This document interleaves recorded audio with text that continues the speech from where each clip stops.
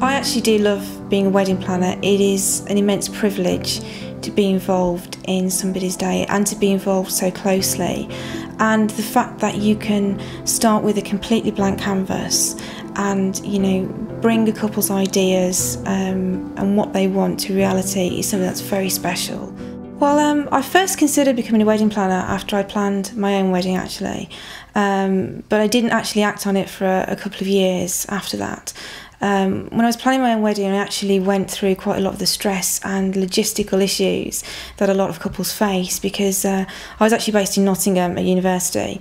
My husband had just taken a job in London and we were getting married in Staffordshire, so it was very difficult to actually coordinate meetings and suppliers.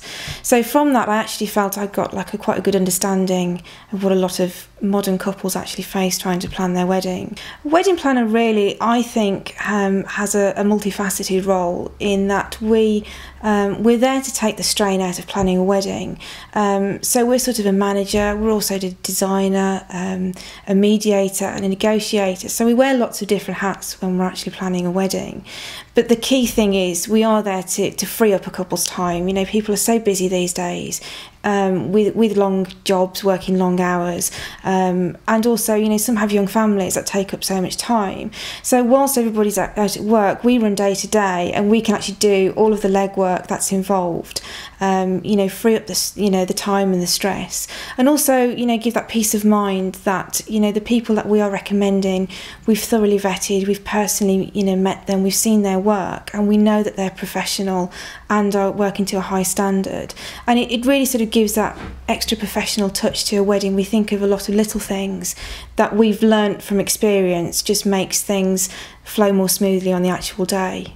I mean, the things that can potentially go wrong when you are planning a wedding is, you know, potentially you can be let down by suppliers. And, you know, sometimes that's just because, you know, brides and grooms, for a lot of them, it's the first time they're going to have planned an event like this. And it is difficult to know exactly what to look for when you are meeting somebody. But also it's very important that you need to give them the right information as well, so that, you know, they know exactly what they're doing on the day. One of the other things that can go wrong, and is quite common, is that timings can go very askew on the day, and that can become quite chaotic. And that's usually just because, you know, it is such a busy day, there is so much going on, it is very easy to start, you know, to lose track of time, but it can become quite chaotic. You know, you only need to be sort of running 15-20 minutes late, but that has a knock-on effect for caterers and entertainment into the evening. So it's something that, you know, you do need to think about when you are planning your actual day. As a wedding planner, we're here to take the stress out of the day, you know, make sure that everything is running smoothly on the day. You know, we deal with any little hiccups as they arise without the bride and groom knowing, so that they just have to concentrate on enjoying their day and spending time with their family and friends. When a couple are thinking of hiring a planner, the first thing I would suggest is they go and look at a website. Our website has lots of information about how we work, the different services we offer, and there's an FAQ on there, you know, to try and answer some of the concerns you might have when you're first thinking of hiring a planner.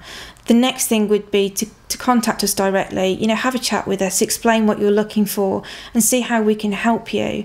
Now, we actually offer a complimentary consultation like a lot of planners.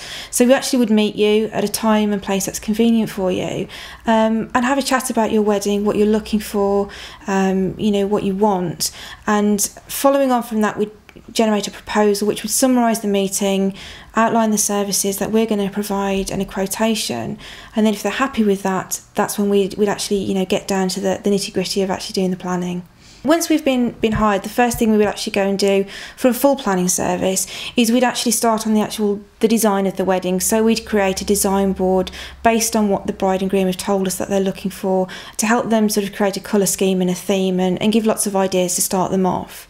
The next thing we'd be looking at, you know, finding a venue. So we'd go out and do, you know, a lot of the research, talk to the venues, recommend venues to our clients based on their requirements, making sure they're matching up. And then it's a process of going through and securing all the supplies for the day in a logical order. So, you know, we know the best place to look for the supplies. We know we build up established relationships with a lot of suppliers, so we can recommend them. And then, you know, as we go through managing the invitation process, helping with guests who need accommodation, and then finally we'll be there on the day to make sure all those plans actually go as we intended. If a couple wants to find out more about us or get in touch, the best way would be to view our website initially. That has all our contact details on, and then give us a ring or drop us an email and see, have a chat and see how we can help out with their wedding.